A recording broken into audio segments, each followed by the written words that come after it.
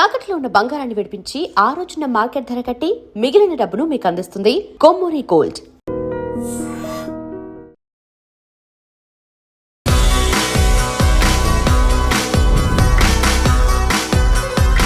ఐడ్రీమ్ ప్రేక్షకులకు నమస్కారం. ధర్మ వర్సెస్ కర్మ కార్యక్రమానికి స్వాగతం. ఇవాళ ధర్మ వర్సెస్ కర్మ ప్రోగ్రాంలో భాగంగా మనతో త్రివన గురుపీఠం వ్యవస్థాపకురాలు, హీలింగ్ కర్మ గైడింగ్ సోల్, అలాగే ప్రముఖ ఆధ్యాత్మికవేత్త డాక్టర్ హరిత గోగినేని గారు ఉన్నారు. మనము ఈ కార్యక్రమంలో భాగంగా హరిత గోగినేని గారితో మాట్లాడి కర్మకి సంబంధించి, అలాగే హిందూ ధర్మానికి సంబంధించి చాలా విషయాలు మీరు కమెంట్స్ రూపంలో అడుగుతూ ఉన్నారు, మనం అడిగి తెలుసుకుంటూ ఉన్నాం. ఇవాళ ఈ ప్రోగ్రాంలో భాగంగా మనం ఏ విషయం మాట్లాడబోతూ ఉన్నామంటే మంత్రం, తంత్రం, యంత్రం అన్నమాట. ఇప్పటికీ కూడా అంటే ఈ ఏఐ టెక్నాలజీ యుగంలో కూడా చాలామంది యంత్రాలు, తంత్రాలు, మంత్రాలు అంటూ ఉంటారు. నిజంగా ఇవి అంత పవర్ఫుల్లా? ఇప్పుడు ఈ జనరేషన్లో ఇవన్నీ నమ్మొచ్చా? అసలు వీటికి డిఫరెన్సెస్ ఏంటి అడిగి తెలుసుకుందాం. నమస్తే అండి. నమస్తే శ్రీ, ఎలా ఉన్నారు? బాగున్నాను. సో చాలా గ్యాప్ వచ్చింది, వ్యూవర్స్ అందరూ కూడా కొంచెం డిసప్పాయింటింగ్గా ఉన్నారనమాట. చాలా క్వశ్చన్స్ అడుగుతూ ఉన్నారు. సో వాళ్ళ కామెంట్స్కి బిఫోరు నాకున్న డౌట్స్ అన్నీ కూడా నేను క్లారిఫై చేసుకుంటాను. సో మంత్రం అంటారు కదా, అంటే మంత్రం అంటే దేవుడి దగ్గర చేసే మంత్రమా, లేకపోతే మంత్రం అంటే అసలు ఏంటి? మంత్రం అంటే శబ్దం నానా. ఓకే. ఏదైనా అంటే కొన్ని అక్షరాలన్నీ కూడా పొదిగి, అంటే అవి బీజాక్షరాలు కావచ్చు, నార్మల్ అక్షరాలు కావచ్చు, మనకి తరతరాలుగా వస్తున్నాయి. లేదా గురువులు అంటే ఆల్రెడీ సాధన చేసిన గురువులు కానీ కొన్ని అక్షరాలను పొదిగి మనం శబ్దం రూపంలో ఏదైతే వెలువరిస్తామో దాన్ని మంత్రం అంటాం. దాని నుంచి మనకి శక్తి వస్తుంది అన్నమాట. మంత్రం అనేది చాలా సింపుల్. మనం బేసికల్గా మంత్రం చేసేది దైవానికి ఒక మనకి అనుబంధం రావటానికి, మన కోరికలు కానీ మన సమస్యలు కానీ తీర్చుకోవటానికి, లేదా ఆధ్యాత్మికంగా ఇంకా బాగా ఎదగటానికి, హయ్యర్ లెవెల్స్. అంటే ఇప్పుడు కొంతమందికి కొన్ని రకాల కోరికలు ఉంటాయి కదా. కొంతమందికి మేబీ ఉద్యోగం రావాలని, కొంతమందికి చదువు రావాలని, కొంతమందికి డబ్బు రావాలని, కొంతమంది పెళ్లి కావాలనే కోరికలు ఉంటే, కొంతమందికి దైవాన్ని చూడాలనే కోరికలు కూడా ఉంటాయి. మంత్ర సాధన ద్వారా మనము అవన్నీ నెరవేర్చుకోవడానికి అవకాశం ఉంటుంది. మంత్రం అంటే ఒక శబ్దం నుంచి వచ్చే ఒక శక్తి. తంత్రం అని కూడా అంటారు కదా. తంత్రం అంటే చాలా మంది భయపడతారు కూడా. అసలు తంత్రం అంటే ఏంటి? తంత్రం అంటే ఒక పద్ధతి. మనం ఏదైనా ఒక పని చేయడానికి ఒక మెథడాలజీ ఫాలో అవుతాం కదా మనం, ఒక పద్ధతి ఏదైతే ఫాలో అవుతాం అది తంత్రం. కానీ మన దగ్గర అందరూ కూడా తంత్రం, తాంత్రిక విద్యలు అంటే దాన్ని చాలా పెద్దగా ఒక భయానకంగా చూస్తారు. కాదు, చేసే పద్ధతులు వేరే ఉండొచ్చు, కానీ మామూలుగా అయితే మాత్రం తంత్రం అంటే ఒక పద్ధతి. ఇప్పుడు మంత్రం ఉంది కదా, దాన్ని చేసే పద్ధతిని సూచించేదే తంత్రం అనమాట. మామూలుగా ఉండే వాళ్ళకి, సామాన్యులకి, వాళ్ళందరికీ కూడా చిన్న పద్ధతుల్లో వెళ్ళిపోవచ్చు. అంటే తంత్రం అనే దాంట్లో పద్ధతుల్లో వెళ్తాం సామాన్యులకి ఇబ్బంది అయి ఉండొచ్చు. కొంతమంది బాగా లోతుగా వెళ్ళాలి, తొందరగా సాధించుకోవాలి అనుకునే వాళ్ళకి తంత్రంలో ఉన్న పద్ధతుల ద్వారా సాధించుకుంటారు. ఏదైనా సరే మన ఆలోచన, ఉద్దేశం బట్టి ఉంటాయి అన్నమాట. తంత్రం పద్ధతి గురించి నీకు చిన్నగా చెప్పాలి అంటే, మంత్రం అనేది విత్తనం అయితే తంత్రం అనేది వేసే విధానం. అంటే నువ్వు నాగలితో దున్ని వేస్తారు కదా, ఆ విధానం అనమాట. అంటే విత్తనం భూమిలోకి నువ్వు ఎలా పంపిస్తున్నావు అనే విధానమే తంత్రం అంటారు. ఈ తంత్రం సాధనలో వాళ్ళు చేసే పద్ధతులు, వాళ్ళు ఎంచుకునే పద్ధతులు బట్టి ఉంటాయి. మనకి దక్షిణాచారం, వామాచారం అంటారు. ఆ పద్ధతులు బట్టి ఉంటాయి. ఉదాహరణ చెప్పాలి అంటే, కత్తి ఉంటుంది. ఆ కత్తి నువ్వు ఎలా వాడతావు అనేది నీ ఉద్దేశం మీద ఆధారపడి ఉంటుంది. కత్తిని కూరగాయలు కోస్తానికి వాడతావా, మనిషికి వాడతావా అనేది నీ ఉద్దేశం. కరెక్ట్. తంత్రం అనేది చెడు కాదు, తంత్రం అంటే పద్ధతి. ఓకే. మరి యంత్రం? యంత్రం అంటే వస్తువు, రూపం. ఓకే. ఈ మంత్రం శబ్దం అయితే, యంత్రం రూపం అయితే, తంత్రం విధానం. ఈ మూడు కూడా మనకి అన్నిటికీ కూడా అనుబంధం ఉందన్నమాట. అంటే మన మనసు, శరీరం, ప్రాణం, ఈ మూడు ఎలాగో మంత్రం, యంత్రం, తంత్రం అనేవి కూడా అలాగనమాట. ఇందాక విత్తనం అని చెప్పాం కదా, మంత్రం విత్తనం అయితే భూమి ఉంది కదా, మనం దున్నపోయే భూమి, అది యంత్రం. దున్ని అందులో విత్తనం పెట్టి నీళ్లు పోస్తావు కదా, మొక్క రావటానికే కదా నువ్వు విత్తనం వేసేది, ఆ విధానం తంత్రం. ఓకే. ఈ మూడు కూడా కలిస్తే నీకు ఫలితాలు తొందరగా వస్తాయి. యంత్రం అనేది మనకి కొన్ని బీజాక్షరాలు, కొన్ని ఆకారాలతో చేసేది కాబట్టి ఈ సృష్టిలో మన చుట్టూ పరిసరాల్లో ఉన్న కొన్ని శక్తి ఎనర్జీస్ని అది గ్రాప్ చేస్తుంది అనమాట. దానివల్ల కొంచెం రిజల్ట్స్ తొందరగా వచ్చేదానికి అవకాశం ఉంటుంది. ఈ మూడింటిని సమతుల్యంగా మనం గనక వాడుకుంటే మనం చేసే మంత్రానికి ఫలితం ఎక్కువ ఉండేదానికి అవకాశం ఉంటుంది. ఓకే, ఇందాక మీరు తంత్రంలో పద్ధతి అని చెప్పారు కదా, తంత్రం గురించి వామనాచారం అని అన్నారు. వామనాచారం అంటే ఏంటి? మనకి ఏంటంటేనా, ఈ మన శాస్త్రం మొత్తంలో ఏదైతే మంత్ర సాధన కానీ మామూలుగా చేసే పద్ధతుల్లో 2 రకాలు ఉన్నాయన్నమాట. దక్షిణాచారం, వామాచారం. అంటే కుడి చేతి పద్ధతి, ఎడం చేతి పద్ధతి అంటారు. ఓహోహో. దక్షిణాచారం అంటే రోజు మన ఇంట్లో మన అమ్మ ఉదయాన్నే లెగ్గానే స్నానం చేసి దీపం పెట్టి దేవుడికి పూజలు చేస్తూ ఉంటారు కదా. అంటే ఇలాంటి సింపుల్గా ఉండే ప్రాసెస్ దక్షిణాచారం. అంటే దక్షిణాచారంలో సింపుల్ ప్రాసెస్ అని కాదు, సాత్వికంగా శాంతంగా చేసే పద్ధతిని దక్షిణాచారం అంటాం. అంటే మనం ఉన్న ప్రదేశాల్లో కానీ దేవాలయాల్లో కానీ నది తీరాల్లో కానీ మనం కూర్చొని సాత్వికంగా చేసే, అంటే ఇప్పుడు ఇందాక చెప్పా కదా, తంత్రం యంత్రం ఒక పద్ధతి ఎంచుకొని సాత్వికంగా చేసే పద్ధతి అంతా కూడా దక్షిణాచారం కింద వస్తుంది. ఓకే. వామాచారం ఏంటి అంటే అది చెడ్డది కాదమ్మా. ఇది కూడా నేను అదే చెప్పేది ఏంటి అంటే ఏదైనా మనిషి ఉద్దేశాలు పట్టే దాని ఫలితాలు మంచైనా చెడైనా. వామాచారం ఏంటంటే కొంచెం తీవ్ర స్థానంలో, అంటే తీవ్ర స్థాయిలో సాధన చేసే పద్ధతి. దానివల్ల ఏమవుతుందంటే మనిషిలో భయాలు పోతాయి. అంటే ఇప్పుడు నువ్వు దక్షిణాచారంలో నువ్వు ఇంట్లో వెలుతురులో కూర్చొని జపం చేస్తున్నావు అని ఉందనుకో, అదే వామాచారంలో చీకట్లో కూర్చొని చేయమని ఉండొచ్చు, లేదా శ్మశానంలో కూర్చోమని చేయమని ఉండొచ్చు. మన శాస్త్రాల్లో కానీ రకరకాల పుస్తకాల్లో కానీ ఇవి వివిధ రకాలుగా వర్ణించారు. కానీ మనం అర్థమయ్యే పద్ధతిలో లేదా వాడుకునే పద్ధతి అయితే ఇది. వామాచారం ఏంటంటే కొంత తీవ్ర స్థాయిలో సాధన చేయాలి అనుకునే వాళ్ళకి, కొంచెం తొందరగా ఫలితాలు రావాలనుకునే వాళ్ళకి చాలా ఎక్స్ట్రీమ్ సాధనలు అనమాట. దీనివల్ల ఏంటంటే వాళ్ళలో కొన్ని భయాలు కూడా పోతాయి. సాధించే ఆ ప్రాసెస్లో ఏమవుతుందంటే మనం అంతే కదా, వెళ్ళి మనం శ్మశానంలో కూర్చొని పూజ చేయమంటే అందరూ చేయలేరు కదా. దానివల్ల అరే శ్మశానంలో పూజ చేస్తున్నాడని తప్పుగా చూస్తాం, కానీ శ్మశానంలోకి వెళ్ళి తను కూర్చొని పూజ చేస్తున్నాడంటే ధైర్యాన్ని మెచ్చుకోవాలి. అంత ప్రాసెస్ జరుగుతుంది కదా. చీకట్లో కూర్చొని చేస్తున్నాడు, లేదా ఇంకా వేరే చాలా పద్ధతులు ఉంటాయి, అవన్నీ చేస్తున్నారంటే వాళ్ళల్లో ఒక రకమైన ఇదయ్యే ప్రాసెస్ ఉంటుంది. దాంట్లో కూడా వాళ్ళు ఎంతవరకు వెళ్ళాలి అనేది వాళ్ళు పెట్టుకోవాలి. వామాచారంలో కొన్ని పద్ధతులు నేనైతే వ్యక్తిగతంగా నేను ఆమోదించలేను, అంటే నేను చెయ్యను, నేను చెయ్యమని కూడా చెప్పాం. కానీ వామాచారం అనేది ఖచ్చితంగా గురువు అనేది చాలా ముఖ్యం. ఇందాక తంత్రంలో కొన్ని ఏదైతే పద్ధతులు అన్నానో, వామాచారంలో కొన్ని పద్ధతులు చేయాలి అంటే గురువు అనేవాళ్ళు చాలా ముఖ్యం. ఎందుకంటే కొన్నిసార్లు మనం చేసే పద్ధతి వల్ల కూడా చెడు ఫలితాలు వస్తాయి. ఎప్పుడూ కూడా సాత్వికంగా శాంతంగా చేసుకుంటే మనకి చాలా మంచిది. దానివల్ల మన కోరికలు నెరవేరినా నెరవేరకపోయినా కొత్తగా చెడు కర్మలను అయితే తెచ్చుకోము. అందుకే ఎప్పుడు కూడా దక్షిణాచారాన్ని మనము అనుసరిస్తేనే మంచిదన్నమాట. ఓకే, ఈ తంత్రం గురించి చెప్పారు, కానీ తంత్రము అదే తాంత్రిక పూజలు ఇవన్నీ ఒకటేనా? కొంతమంది బ్లాక్ మ్యాజిక్ అంటూ ఉంటారు కదా, సో ఈ తంత్రాన్ని ఉపయోగించి బ్లాక్ మ్యాజిక్ చేస్తారా, నమ్మొచ్చా ఈ రోజుల్లో? అంటే అమ్మ, తంత్రశాస్త్రంలో కొన్ని పద్ధతుల్లో ఇవి చెప్పబడ్డాయి. కానీ ఇప్పుడు ఇంత ఆధునిక యుగంలో ఎప్పుడైతే మన అందరూ మారిపోతున్నారో ఇవన్నీ చాలా తగ్గిపోతున్నాయి రోజు రోజుకి కూడా. ఇవన్నీ ఎవరు పడితే వాళ్ళు చేస్తే అయితే రావమ్మా. ఏదైనా చాలా సంవత్సరాలు సాధన, చాలా సంవత్సరాలు దానికి సంబంధించింది అంతా కూడా చేస్తేనే కొంతమందికి కొన్ని సిద్ధించవచ్చు. తాంత్రిక పూజలు అంటే బ్యాడ్ కాదు. ఇప్పుడు నేను దశమహావిద్యలు ఉన్నారు, దశమహావిద్యల్ని తాంత్రిక్ గాడ్స్ అంటారు. అంటే తంత్రానికి సంబంధించిన దేవతలు అంటారు. అంటే కొంచెం అగ్రెసివ్గా ఉంటారు వాళ్ళు, అంటే కొంచెం ఉగ్రం, అంటే కొంచెం అగ్రెసివ్గా ఎవరైతే ఉగ్రంగా ఉంటారో ఆ దేవతలు దేవుళ్ళు అందరూ కూడా తంత్రం కింద వస్తారు. ఓకే, అంతేగాని బ్యాడ్ కాదు అక్కడ. సో తంత్రం అంటే వేరేగా అనుకోవద్దు. తంత్రం అంటే మనం మామూలుగా రోజువారీ పూజ కూడా తంత్రం కింద వస్తుంది. ఓకే, పద్ధతి. తంత్రం అంటే పద్ధతి. అంటే సినిమాల్లో బాగా ఈ తంత్రం అంటే ఏదో బ్లాక్ మ్యాజిక్ చేసినట్టుగా చూపించి అలాగా కాదు. దాంట్లో చెప్పే కదమ్మా, మన ఉద్దేశం బట్టి మనం ఎంచుకునే మార్గం ఉంటుంది. మన పుస్తకాల్లో వాటిల్లో కొన్ని పూజలు రాసుండొచ్చు, కానీ అది చెయ్యాలనే ఆలోచన మనిషి నుంచి వస్తుంది, కానీ అవి చెయ్యమని ఎవరు చెప్పరు. అది స్వతహాగా ఎంచుకునేది. ప్రతిదీ కూడా మనిషి ఆలోచనలు, మనిషి ఉద్దేశాలు బట్టే వస్తాయి అన్నమాట.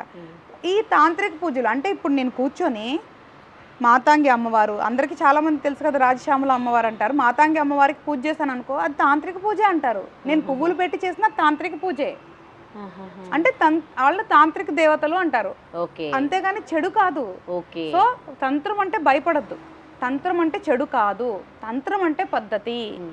కానీ ఏ మార్గంలో వెళ్తున్నారు అనేది అది వేరే మాట. కాబట్టి ఇందులో తంత్రశాస్త్రంలో కొన్ని పద్ధతుల్లో కొన్ని పేర్లు, కొన్ని పూజలు, కొన్ని చాలా డిఫరెంట్ పద్ధతులు అయితే ఉంటాయి. కాకపోతే మనకేం అవసరం, మనమేం నేర్చుకోవాలి, మనం అది చేసుకోవాలన్నమాట. ఓకే. సో తంత్రానికి పవర్ అయితే ఉంది కదా, మరి దాన్ని ఉపయోగించి ఎవరికైనా హాని చేయాలి అని అనుకుంటే చేయొచ్చా? అందరూ చేయలేదు తల్లి, నేను అదే చెప్తున్నా. మంచి చేయటం ఎంత కష్టమో హాని చేయటం కూడా అంతే కష్టం. ఇప్పుడు అన్ని సంవత్సరాలు సాధన చేసి నిజంగా శక్తులు సంపాదించేసుకుంటే వాళ్ళు ఈ చిన్న 100 రూపాయలకి 500 రూపాయలకి ఎందుకమ్మా వేరే వాళ్ళకి హానులు చేసే పూజలు చేస్తారు చెప్పు? వాళ్ళే పెద్ద సంపాదించుకోవచ్చు కదా. అవును. తాంత్రిక విద్యల్లో మరి వాళ్ళు నిజంగా కనుక ఎక్స్పర్ట్స్ అయితే భూమిలో నిధులు ఎక్కడున్నాయో కనుక్కోవచ్చు, ఇంకా చాలా కనుక్కోవచ్చు. అప్పుడు ఇవన్నీ 500కి 1000కి మనుషుల్ని ఇచ్చేసేది అది చేసేది ఇవన్నీ ఎందుకుంటాయి? ఇక్కడ ఆలోచించాలి. ఇప్పుడు చిన్నపిల్లలు ఉన్నారు, అదిగో అక్కడ బూచోడు ఉన్నాడు, భూతం ఉంది అంటే భయపడతారు. ఎందుకు? వాళ్ళు వెంటనే ఆలోచించేంత జ్ఞానం చిన్న వయసులో ఉండదు. అదే నువ్వు ఉన్నావు, అక్కడ దైవం ఉంది అన్నావు అనుకో, ఫస్ట్ చూసి ఆలోచిస్తావు భయపడే ముందు. ఇదే తేడా. మనుషులు చేసుకునే వ్యాపారాల కోసం వీటిని రకరకాలుగా వర్ణించారు. మనుషులు ఏంటి అంటే, కొంతమంది ఇప్పుడు నువ్వు ఉన్నావు తల్లి, నా దగ్గరకు వచ్చావు, అమ్మ నీకెవరో ఏదో చేశారు, అర్జెంటుగా ఈ పూజ చేయాలి, 1000 రూపాయలు ఇవ్వండి ఇస్తావు. అమ్మ నువ్వు చాలా బాగున్నావు తల్లి, నీకు ఎటువంటి సమస్య లేదు, నువ్వు చక్కగా మంత్రం చేసుకో, ఇదిగో జపమాల ఇది తీసుకో, 3000 రూపాయలు అంటే తీసుకోవు. అదే మనుషులు ఎలా ఉన్నారో ఈ మోసాలు చేసే వాళ్ళు కూడా అలాగే వచ్చారు. సో మనలో ఉన్న భయాలని వాళ్ళు వ్యాపారం కింద మార్చుకొని మన శాస్త్రాన్ని తప్పుదోవ పట్టిస్తున్నారు. దీనివల్లే మనం నలుగురిలో చులకనవుతున్నాం. మన హిందూ శాస్త్రంలో కానీ మన శాస్త్రాల్లో మంత్రాలకు కానీ తంత్రాలకు కానీ చాలా శక్తులు ఉన్నాయి. దాన్ని చిన్న డబ్బు కోసం ఇలాంటి అంటే చేసి దుర్వినియోగం చేయొద్దని నేను చెప్తున్నాను. కాబట్టి తల్లి ఎవరన్నా ఏదైనా చేస్తారు లేదంటే ఆ పూజలు చేసేస్తారంటే ఎందుకు చేస్తారమ్మా? అంత శక్తులు వచ్చినప్పుడు 500కి 1000కి ఎందుకమ్మా చిన్న పూజలు చేస్తారు? కరెక్టే. అది మనిషి ఆలోచించాలి. అదే కరెక్టే. ఒకరిని నియంత్రించడం సాధ్యమవుతుందా దీని ద్వారా? అంటే మన శాస్త్రాల్లో అయితే కొంతవరకు సాధ్యం అవుతుంది నాన్న. కానీ ఎప్పుడు సాధ్యం అవుతుందంటే ఎవరైతే బలహీనంగా ఉంటారో వాళ్ళని నియంత్రించడానికి సాధ్యమవుతుంది. నీ ఆలోచనలు నువ్వు ఎప్పుడైతే బలంగా ఉంటావో, నువ్వు ఎప్పుడైతే దైవారాధన చేస్తావో, నీకెప్పుడైతే భయం ఉండదో నీ మీద ఏం పనిచేయవు. ఎవరైతే బలహీనంగా ఉంటారో దైవారాధన చెయ్యరో వాళ్ళ మీద మామూలు మాటలే పనిచేస్తాయి, ఇంకా పూజలు కానీ ఇంకోటి కానీ ఎందుకు పనిచేయు? ఎవరైతే బలహీనంగా ఉన్నారో నువ్వు ఎవరో జ్వరం వచ్చి వాళ్ళ మనసు బలహీనంగా ఉందనుకో, నువ్వు వెళ్ళి పలానా దర్గాలో అక్కడ వెళ్ళి తాయెత్తు కట్టించుకో లేదంటే ఆ పూజ చేసుకో పోతుంది అంటే వాళ్ళు వెంటనే వెళ్తారు. నువ్వు గుడికి వెళ్ళు, అక్కడ కూర్చొని ఒక అరగంట జపం చేయంటే చేస్తారా? మన దగ్గర ఉన్న శక్తులు నేను చెప్తాను, సాత్వికంగా శాంత మార్గంలో చాలా సింపుల్గా సాధించుకోవచ్చు. నడవండి, హిందూ మతంలో కానీ మన సనాతన ధర్మంలో ఉన్న గొప్ప విషయాలు తెలుసుకోండి, నమ్మండి మన దేవుళ్ళని. మనలో లోపం ఏంటంటేనమ్మా, మన దేవుళ్ళందరూ స్నేహితుల్లాగా ఉన్నారు, భయపెట్టట్లా. నువ్వు నన్ను నమ్మకపోతే వాళ్ళు పట్టుకుపోతారు, వీళ్ళు పట్టుకుపోతారు, లేదా అంతం అయిపోతావు, దాన్ని నరకంకి వెళ్ళిపోతావు, ఇదే నమ్మాలి అదే నమ్మాలని మనం భయపెట్టకపోవటం కూడా తప్పైపోయింది తల్లి. ఈరోజు మన శాస్త్రం మనకి అవహేళన అయిపోయింది. కానీ మన శాస్త్రంలో లేదే, నీకు స్వేచ్ఛనిస్తుంది, నీకు నచ్చినట్టు నీకు నచ్చిన దేవుణ్ణి పూజించుకో అని చెప్తుంది. అందువల్ల కూడా ఇది అవుతుంది. అందుకే భయం బలహీనత అనేది వ్యాపారాలమ్మా, అంతే. ఓకే. ఈ బ్లాక్ మ్యాజిక్ లేదంటారా, దీని ప్రభావం ఉండదంటారా? అయితే అమ్మ బ్లాక్ మ్యాజిక్ అనేది ఎక్కడో పుస్తకాల్లో ఉందనుకో, కానీ ఎవరికమ్మా అంత సమయం ఉంది? నువ్వెక్కడో నీ జీవితంలో నువ్వేదో పని చేస్తుంటావు. అసలు మళ్ళీ విచిత్రం ఏంటంటే, పోనీ కోటీశ్వరుల మీద బ్లాక్ మ్యాజిక్ చేశారన్నా కూడా వినటానికి బాగానే ఉంటుంది. అసలు ఏమీ లేదు, అసలు మీకంటూ ఏమీ లేదు, మీ మీద బ్లాక్ మ్యాజిక్ చేస్తే వాడికేమీ రాదు, ఎందుకు చేస్తారు నాన్న బ్లాక్ మ్యాజిక్? ఎన్నో సంవత్సరాలు వాడు కష్టపడితే గానీ ఏదో చిన్న శక్తి వచ్చింది అనుకున్నాం, అది నీ మీద ఎందుకు వాడతారమ్మా? కానీ ఇప్పటికీ ఊళ్ళల్లో మీరు చూస్తే మనకి ఇప్పటికీ న్యూస్లలో కూడా చూస్తూ ఉంటాం, ఆ బొమ్మలు తెచ్చి ఇంటి ముందు ముగ్గులు వేసి ఏదో బ్లాక్ మ్యాజిక్ చేసినట్లు, లేకపోతే చీకట్లో నిధుల కోసం క్షుద్ర పూజలు చేసినట్లు చూస్తూ ఉంటాం కదా, మరి దాన్ని ఏమంటారు? అంటే పుస్తకాల్లో రాసిన కొన్నిటిని కొంచెం ఎక్కువగా చూపించేయి మన సినిమాలు తల్లి, కొంచెం ఎక్కువగా చూపిస్తే. ఎందుకంటే ఫ్యాంటసీ సినిమాలో నీకు మనం లాస్ట్ టైం కూడా మాట్లాడుకున్నాం, క్రియేటివిటీకి ఒక స్వేచ్ఛ ఉంటుంది. అంటే నేను ఊహించుకొని ఇలా తీయొచ్చు చిత్రాన్ని అనే మనకి ఒక స్వేచ్ఛ ఉంటుంది. దాంట్లో నువ్వు నిమ్మకాయ పెట్టొచ్చు అని ఆ పూజలో పద్ధతిలో ఉందనుకో, ఒక నిమ్మకాయ బదులు నేను 10 పెట్టుకుంటా. స్వేచ్ఛ అంటే నా స్క్రీన్లో నా బొమ్మ బాగుండేలాగా, భయంకరంగా ఉండేలాగా, అట్రాక్టింగ్ ఉండేలాగా నేను దాన్ని ముగ్గులు వేసుకొని ఇంకోటి వేసుకొని చాలా భయంకరంగా చేస్తా. బయట లేవా అంటే నేను అదే చెప్తుంది తల్లి, మన పుస్తకాల్లో వాటిలో కొన్ని ఉన్నాయి, కానీ అవి చేయాల్సిన అవసరం కానీ నమ్మాల్సిన అవసరం కానీ మనకి లేదు. ఏదైతే ఇప్పుడు ఈ పూజలు చేసేవాళ్ళు నిజమైన వాళ్ళు ఎక్కడో ఉండుండొచ్చు, కానీ మనకి అందరికి అనుకూలంగా ఉండి అందుబాటులో ఉండే వాళ్ళైతే వీళ్ళు ఉండరమ్మా. అసలు చాలా కష్టం అలాంటి శక్తులు ఉన్న వాళ్ళని పట్టుకోవటం.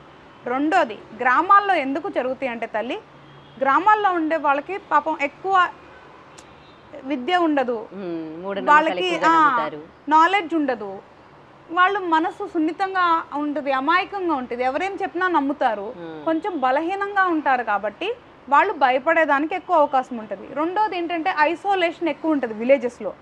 సో కొన్నిసార్లు ఎలా ఉంటుంది అంటే మన పిల్లలు కొన్ని ప్లేసులకి వెళ్ళకూడదని మనం భయపెడుతుంటాం, ఎటువంటి పోతూ ఉంటారు కానీ ఆ చింత చెట్టు మీద దెయ్యం ఉందని చెప్తాం. నువ్వు పెద్దయ్యాక కూడా నువ్వు ఉద్యోగం చేయి, తిరిగి వచ్చినప్పుడు నీకు ఆ చింత చెట్టు చూస్తే దైవమే గుర్తొస్తుంది కదా.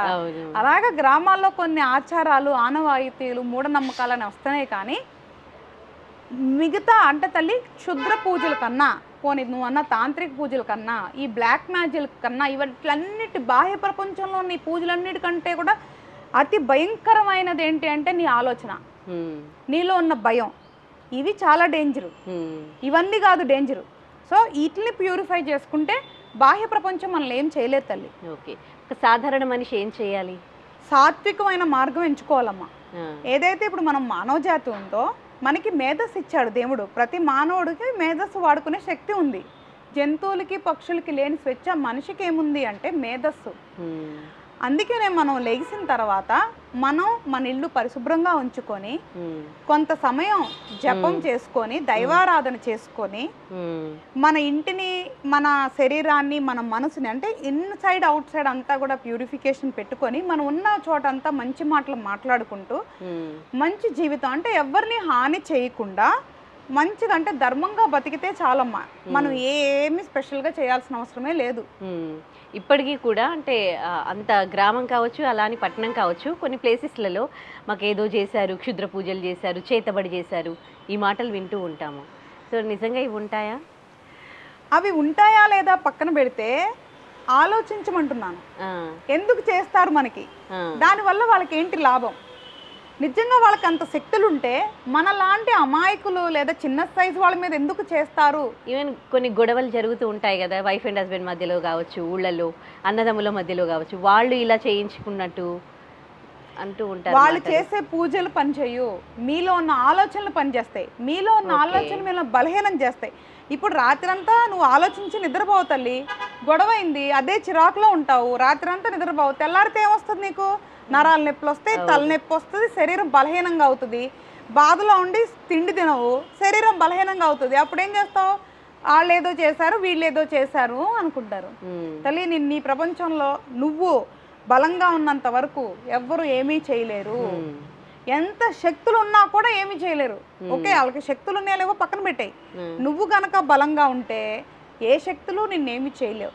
అందుకే ఎవరన్నా ఏదన్నా చెప్పినప్పుడు మూర్ఖంగా వెళ్ళిపోకుండా ఆలోచించండి, నిజంగా అది జరిగే అవకాశం ఉందా అని ఆలోచించండి. మీ సమయాన్ని, ధనాన్ని వృధా చేసుకోవద్దు అని చెప్తున్నా. కొంతమంది దేవుణ్ణి నమ్మరు కదా, అలాంటి వాళ్ళకు ఇవేమైనా పనిచేస్తాయా? తల్లి, నువ్వు దేవుణ్ణి నమ్మినా నమ్మకపోయినా, నిన్ను ఇంతకుముందు కూడా చెప్పాను, దేవుణ్ణి నమ్మినా నమ్మకపోయినా నువ్వు ధర్మం పాటించినంత వరకు ధర్మం నిన్ను కాపాడుతుంది. కర్మని ఏదైతే ఉందో మంచి చెడు ఫలితాలు అనుభవించాల్సిందే. సో దేవుడికి మన జీవితంలో జరిగే సంఘటనలకి రెండిటికి సంబంధం లేదు. మనిషి అన్న వాళ్ళు ప్రతి ఒక్కరికి కర్మ అప్లికేబులే. నువ్వు ఏ మతంలో పుట్టావు, ఏ కులంలో పుట్టావు, నువ్వు దేవుణ్ణి పూజిస్తావా, దేవుణ్ణి పూజించవా, దేవాలయానికి వెళ్తావా, దేవాలయానికి వెళ్ళవా, ఇవేం సంబంధం లేదు. నువ్వు మంచి పని చేస్తే నీకు మంచి ఫలితాలు వస్తాయి, నువ్వు చెడు పని చేస్తే నీకు చెడు ఫలితాలు వస్తాయి. ఇదే సింపుల్ ఫార్ములా. తెలిసి నువ్వు ఎవరినైనా బాధపడితే దానికి సంబంధించిన ఫలితాలు అనుభవించాల్సిందే. Right, thank you so much అండి. మాకు ఈ మంత్రం, తంత్రం, యంత్రం గురించి చాలా చాలా క్లియర్గా తెలియజేశారు. థ్యాంక్స్ తల్లి. And for more videos, Please subscribe to iDream. Please subscribe to iDream. Please subscribe iDream. And please subscribe to iDream. For more videos, subscribe to iDream. Please like, share and subscribe to the channel. Congratulations, iDream. subscribe to iDream. Subscribe to iDream. So subscribe to iDream Media. iDream ki iDream team అందరికి huge congratulations. Please subscribe iDream Media. Please subscribe to iDream. Subscribe iDream. Please subscribe to iDream.